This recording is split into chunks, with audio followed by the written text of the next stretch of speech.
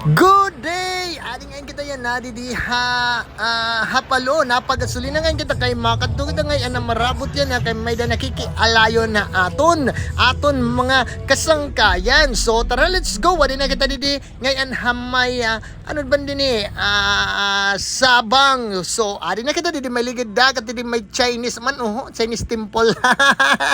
Adi kita alas 6 hit aga, alas 6:30 na, ngan alas 7 na, ngan pagkatapos ito, nagulat ngayon nakuha era, nakasangkayan, ngan adi na, mabiyahe na kita, teka kita marabot, so adi na kita, let's go, nagulat kita di may Ever MC, han era, upod na ibangan, dumiretso na kita di San Juanico, kay matapog kita, teka tuliwat kita, Hasanta, Rita, adi na kita San Juanico Bridge. So adi na kita ngayon Habasay Summer. So nag-stop over na kita na malitirahin mga pagkaon ngan iba pa ngan mga snack. Ngan padayon kita diretso ngan nakaabot na kami didi may Pinalangga. So adi hara didi may Pinalangga man didi unhanay didi may the resort. So adi na nagkahawas na nat mga kasangkayan nga mga maghusay buyag.